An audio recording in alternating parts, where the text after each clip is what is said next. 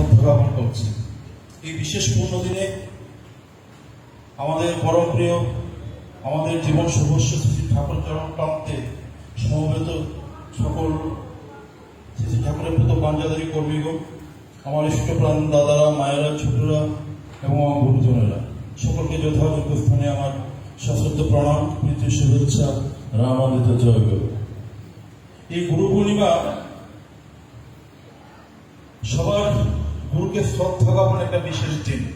যদিও আমাদের জন্য বিশেষ গুরু পূর্ণিমা দিন পালন করার বিষয় নয়, আমাদের জন্য প্রত্যেকটা দিনই গুরু পূর্ণিমা। আমরা ঘুম থেকে উঠে সারাদিন গুরুকে মাথায় নিয়ে চলি, তাকে নিয়ে আনন্দে থাকি, বিশেষ দিনের কোনো প্রয়োজন পড়ে না। কিন্তু তথাপি যেহেতু সারা বিশ্বব্যাপী দিনটি মানানো হয়, তাই আমি এই গুরু নিয়ে দুটি কথা বলতে চাই। এখন সোশ্যাল মিডিয়ার যুগ। যখন সোশ্যাল মিডিয়া ছিল না, তখন কাউকে শ্রদ্ধা জানাতে হলে তার সামনে যেতে হতো, তাকে প্রণাম করতে হতো। এখন সোশ্যাল মিডিয়াতে শ্রদ্ধা জানিয়ে, ভালোবাসা জানিয়ে সবকিছু সোশ্যাল করতে হয়ে যায়। তাই অধিকাংশ মানুষ সোশ্যাল মিডিয়াতে যার যার গুরুকে সম্মান জানাচ্ছে। দেখতে পাচ্ছি কেউ তার মা বাবাকে গুরু বলছে, তিনি মা বাবা আমার একমাত্র গুরু, তাই মা বাবাকে প্রণাম জানাচ্ছে। কেউ তার স্কুলের শিক্ষককে গুরু বলে তাকে সম্মান জানাচ্ছে। সবাই যার যার মতো করে।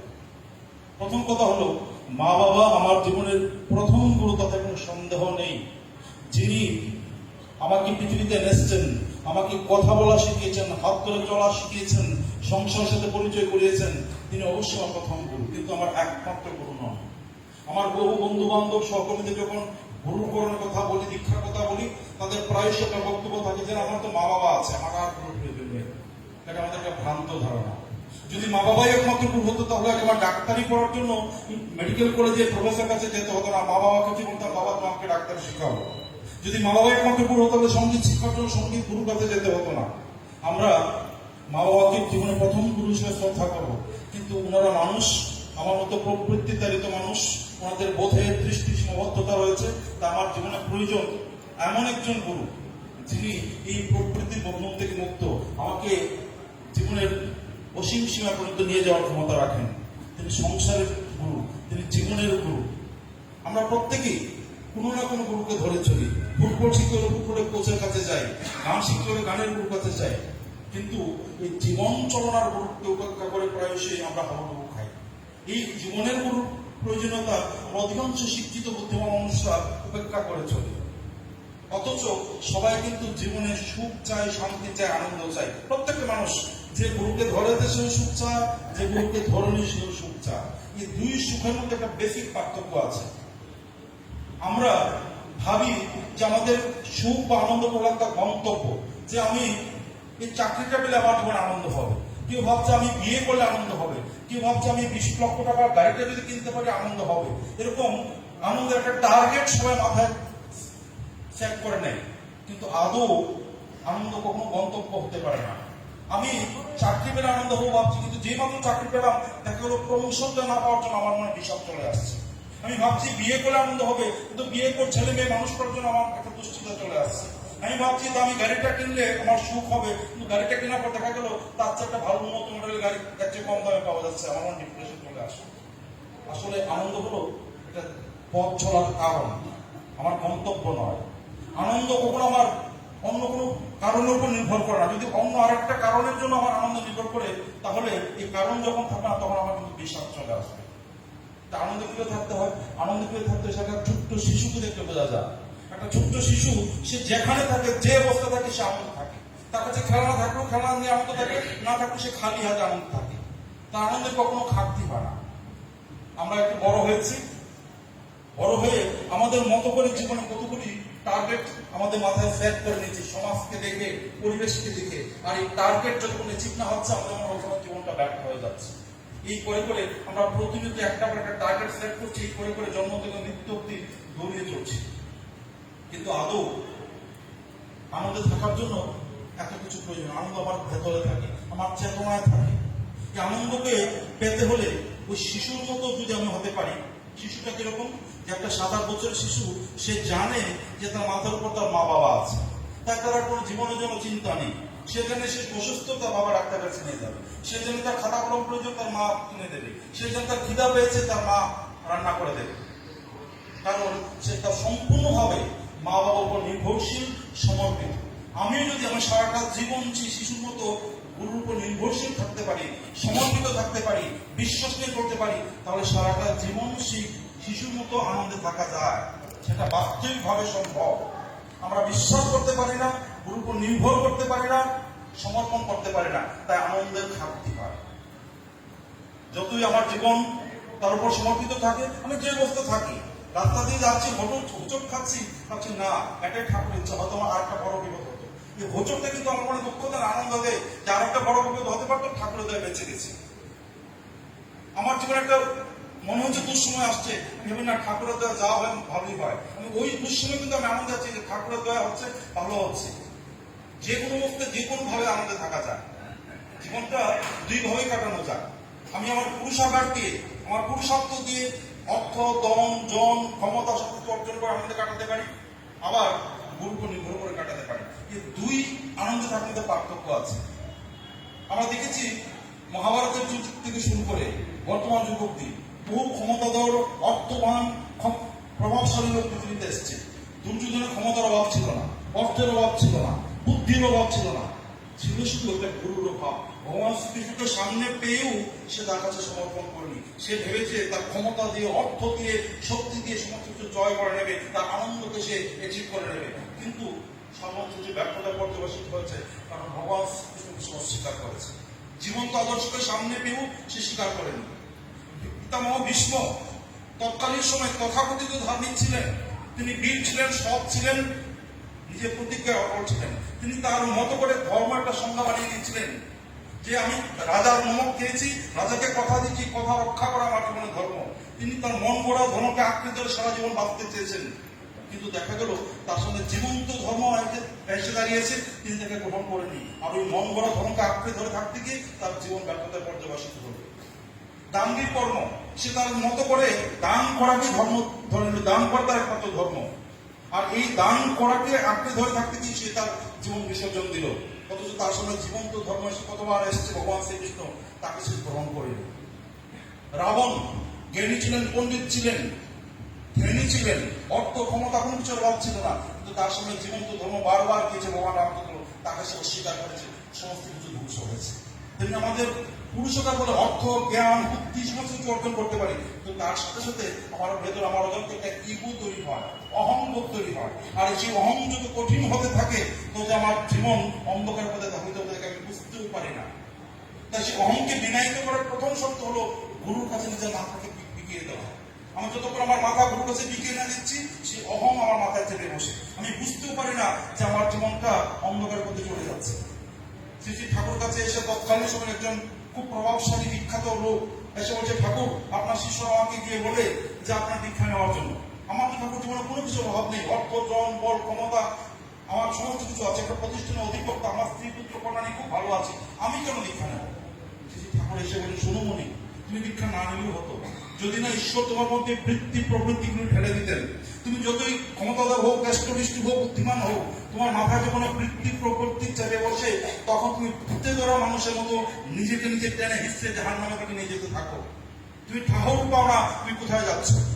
এই বৃত্তি প্রবৃত্তির আবেশ থেকে যদি মুক্ত পেতে চাও, তাহলে নিজেকে একটা জীবন্ত উচ্চ আদর্শের সাথে যুক্ত করতে হবে। ওই জীবন্ত উচ্চ আদর্শ হলেন গুরু। তার প্রতি তোমার ভালোবাসা তত ক্ষিপ্ত হবে, তত প্রকট হবে, তত এই বৃত্তি প্রবৃত্তি বন্ধন খসে পড়বে, ততই জীবনটা সুন্দর হবে। ভগবান রামকৃষ্ণকে খুব সুন্দর করে বললেন একটা কলা গাছের আটির উপর যদি একটা দড়ি দিয়ে গিট দিই, খুব টাইট গিট দিলাম, সেই গিটটাকে যদি ঢিল করতে হয়, তার একটা সহজ উপায় হলো সেই গিটের উপর আরেকটা দড়ি দিয়ে গিট দেওয়া। উপরে গিটকে আমি যদি কষ্টে থাকি, নিচের গিটটা তো ঢিল হতে থাকে। অর্থাৎ আমার প্রবৃত্তির বন্ধন খসানোর একটা সহজ উপায়, গুরুর প্রতি আমার বন্ধন যত দৃঢ় হতে থাকে, গুরু আমার জীবনে যত মুখ্য হতে থাকে, তত প্রবৃত্তির বন্ধন খসে পড়ে, আর ততই আমার জীবনে সুখ আসে, শান্তি আসে, আনন্দ আসে। আমি যে অবস্থায় থাকি, আমার জীবনে অভাব আসছে, আমি জানছি যে অভাবটা ঠাকুরের আশীর্বাদ। তিনি আমাকে আরো যোগ্য করতে চান, আরো দক্ষ করতে চান, তার দয়া করে অভাব দিয়েছেন, আমার মনে আনন্দ হয়। সেই অভাব আমাকে কষ্ট দেয়। আমার জীবনে একটা তথাকথিত কঠিন সময় এসছে, আমি বিশ্বাস করি যে আমার মাথায় গুরু আছেন, আচার্যদেব আছেন, এই কঠিন সময় কি চলে যাবে। আমার জীবনে হতাশা আসে। আর এই কত কত পুত্র হারা মা, জীবনের চরম হতাশা যখন জীবনটা শেষ হয়ে যাচ্ছে, তখন এই গুরুর কাছে কি, আচার্যের কাছে জীবনের নতুন দিশা পাচ্ছে। একটি মা কি আসলে হচ্ছে কান্নাকাটি করছে, বলছে আগে আমার এই অল্প বয়সে বাচ্চাটা মারা গেল, আমি কি নিয়ে বাঁচবো, খুব ভাব হতাশ করছে, কান্নাকাটি করছে। আসলে বলছেন তুমি বৃদ্ধায় কান্নাকাটি করছো, তোমার এই শিশু হয়তো আবার কোথাও জন্ম গ্রহণ করতে হবে, তোমার আশেপাশে ঘুরে বেড়াচ্ছে, তোমার সামনে হয়তো কাছাকাছি ঘুরে ঘুরে বেড়াচ্ছে, তুমি কার জন্য কাঁদছো? এই জীবন হতাশার মধ্যে তো ভাবছো জীবন এগিয়ে নেওয়ার জন্য, তুমি ভাবছো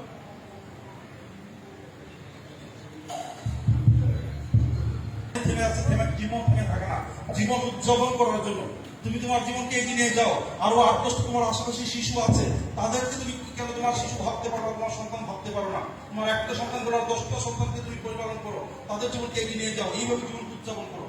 তুমি প্রেরণা দিয়ে, উদ্দীপনা দিয়ে সেই মায়ের মনে হতাশা কাটিয়ে দিলেন। গুরু থাকবে তাই পারে, যদি গুরু না থাকে, জীবনে যখন কঠিন সময় আসে, চতুর্দিক যখন অন্ধকার হয়ে আসে, তখন মানুষ দিশা পায় না, জীবনের পথ হারিয়ে ফেলে। আর এই ভয় বলেই বহু উচ্চশিক্ষিত বুদ্ধিমান মানুষ জীবনে খেয়ে হারিয়ে ফেলে। কিছুদিন আগে পত্রিকা দেখলাম, দিল্লিতে একজন ডিএম, ডিস্ট্রিক্ট ম্যাজিস্ট্রেট, যিনি একটা মহকুমা চালান, যার এক একটা আদেশে মানে লঙ্কাকাণ্ড হয়ে যায়। তিনি রাত্রিবেলা তার বউর সাথে যখন ঝগড়া করা পরে রাত্রিবেলাকে ডেলি বাসে সুইচার করেন ফাঁসি। একটা ডিএম। কালকে পত্রিকা দেখছিলাম যে গত 10 বছরে প্রায় 1100-র উপরে মেডিকেল স্টুডেন্ট সুইসাইড করেছে, ডাক্তার সুইসাইড করেছে। ডাক্তার বুদ্ধিমান, তার মেধা আছে, বুদ্ধি আছে, প্রতিভা আছে, সে কোনো সুইসাইড করবে? কারণ ওই মাথার মধ্যে একটা আশ্রয় নেই, যার কাছে গিয়ে সে তার হতাশা দূর করতে পারবে, যার কাছে গিয়ে সে জীবনের সমস্ত প্রশ্নের সমাধান পাবে, যার কাছে গিয়ে বাঁচার আলো পাবে, এরকম একটা আশ্রয় নেই। আর এই আশ্রয় না থাকার কারণে বহু বহু প্রতিভা, বহু বহু সম্ভাবনাময় জীবন খুব অল্প সময় হারিয়ে যাচ্ছে। একটা বাড়িতে গেলাম, ভদ্রলোক এবং ভদ্রমহিলা সারা জীবন চাকরি করেছেন, অঢেল পয়সা, বিশাল বাড়ি বানিয়েছে। দুঃখ করে বলছে ওনার ছেলেটা অল্প বয়স থেকে মদ নেশা করতে করতে 44 বছর বয়সে মারা গেল। ওনার পুত্রবধূ সন্তান কিনে অন্য কোথাও চলে গেছে। বিশাল বাড়ি, দুটো বৃদ্ধ প্রাণী বসে আছে, হতাশায় বঞ্চিত হয়। যদি এই অর্থবিত্তের পাশাপাশি সে তাদের বাড়িতে ঠাকুর থাকতো, ছোটবেলা থেকে সেই সন্তানকে ঠাকুরমুখী করে দেওয়ার চেষ্টা করতো, অন্তত যাই হোক না হোক সেই সন্তান মদ্যপায়ী হতো না। এখন এত যুবক ছেলেরা, তার মধ্যে বহু দুষ্কৃতি থাকতে পারে, চলনা গোলা থাকতে পারে, কিন্তু কেউ নেশা করে না। একটা ছেলে মদ খেয়ে নাপানি করে না, ড্রাগের নেশা করে না। আজকের সমাজে দাঁড়িয়ে আমার সন্তান নেশা করে না, এটা একটা বিশাল বড় অ্যাচিভমেন্ট। এটা একটা বিশাল বড় অ্যাচিভমেন্ট যে আমার সন্তান নেশা করে না। আর এর জন্য এই সবচেয়ে প্ল্যাটফর্মে যা বড় কোনো ভালো কোনো প্ল্যাটফর্ম নেই। গুরু ধরলে তাই হয়। যুগোপযোগী পুরুষোত্তম তিনি জীবনের গুরু, তিনি বর্তমান জীবনের উত্থাতা। গুরু বহু হতে পারে, কিন্তু স্বামী সর্বানন্দকে যখন জিজ্ঞেস করলো যে ঠাকুর গুরুত্ব একদম মহাপাপ, আপনি কি বলেন? তখন স্বামী সর্বানন্দ বলছেন যে গুরুত্ব মহাপাপ, কিন্তু তার আগে জানতে হবে গুরুকে আর উপগুরুকে। বলছে এটা আবার কি জিনিস? উপগুরু বললেন একমাত্র পুরুষোত্তম, একমাত্র নিশ্চয়ই হলেন গুরু। আর তাকে ধরাকে তুমি যত গুরু ধরো সবাই উপগুরু। উপগুরু একটা একাধিক হতে পারে, কিন্তু পুরুষোত্তম ঈশ্বর একজনই, তাকে ধরলে আর ত্যাগ করা যায় না। তাকে ধরে ত্যাগ করলেই গুরুত্বেগ হয়, তার আগে গুরুত্বেগ হয় না। আমাদের গুরুত্বের সমাজে মিসকনসেপশন রয়েছে, বহু জায়গা যায়। কেউ বলছে আগে আমি রাম ঠাকুর দীক্ষিত, আমি সৌগন্ধ দীক্ষিত, বাবা লোকনাথের দীক্ষিত, এই দীক্ষিত, আমি ঠাকুর বললে দীক্ষা নেব না। না, ঠাকুর গুরুত্বেগ ভাবা করেছেন, গুরুত্যাগ করতে পারে, গুরু সংযোজন হতে পারে। শ্রী শ্রী ঠাকুর কখনো বলেননি যে তুমি আমার কাছে আসতে তোমার পূর্ববর্তী গুরুকে ত্যাগ করতে হবে, বরং তিনি বলেছেন তুমি যদি আমার কাছে আসো, তোমার পূর্ববর্তী গুরুর প্রতি শ্রদ্ধা, বিশ্বাস, ভক্তির জন্য সতর্ক বৃদ্ধি পায়, তাহলে তুমি আমার কাছে আসো। তিনি গুরুত্যাগের কথা বলেননি। যে স্কুলে পড়াশোনার সুযোগ নেই, যে স্কুলে শিক্ষক নিয়মিত আসে না, যে স্কুলে পরীক্ষা ঠিক মতো হয় না, স্কুলে একটা স্টুডেন্ট পড়ছে, আর একটা স্কুল একই সিলেবাস পড়ানো হচ্ছে, মাস্টার রেগুলার আসছে, পরীক্ষা করা করে যাচ্ছে, রেজাল্ট ভালো হচ্ছে, প্রচুর স্টুডেন্ট পড়ছে। আমি তো বন্ধুকে বলি ভাই একই সাবজেক্ট পড়ানো হচ্ছে, একই সিলেবাস পড়ানো হচ্ছে, তুমি কি স্কুলে ভর্তি হো? সেটা গুরুত্বের হয় না। বরং যে স্কুলের শিক্ষক এই পড়াশোনা পরিবেশ রাখতে পারছে না, তিনি তৃপ্ত হন, খুশি হন যে আমার ছাত্রটা সঠিক রাস্তা পেল। তাই গুরুত্বের সমাধান আমাদের কতগুলি ভ্রান্ত ধারণা আমাদেরকে বর্তমান পুরুষোত্তম গ্রহণ করা থেকে পিছিয়ে রাখে। আমার সেই ভ্রান্ত ধারণা দূর করতে হবে। আমাদের জীবনে অহংকার মুক্ত থাকতে হবে না যে আমার কাছে শিক্ষা আছে, ডিগ্রি আছে, অর্থ আছে, প্রভাব আছে, আমার জীবনে ঠাকুর দরকার নেই, শিক্ষা দরকার নেই। এই অহমিকা, এই অজ্ঞানতা আমার জীবনকে কোন দিন কোন অন্ধকারে নিয়ে ফেলবে, তখন কিন্তু আর সময় থাকবে না। তার সময় থাকতে থাকতে তাকে গ্রহণ করতে হয়। সময় থাকতে তাকে একদিনও দেরি করতে নেই। আমরা সবাই যারা তাকে ধরেছি, যারা তাকে ধরে না, প্রত্যেকে জীবনে আনন্দে থাকি, তাকে ধরার জন্য আমরা সবাইকে উদ্বুদ্ধ করবো, সবাইকে ভালোবাসা দিয়ে প্রেম দিয়ে তাকে যেন ধরে সবাইকে উৎসাহ দেবো, এই প্রার্থনা রেখে আরো আমার আলোচনা করে রাখছি। জয় গুরু।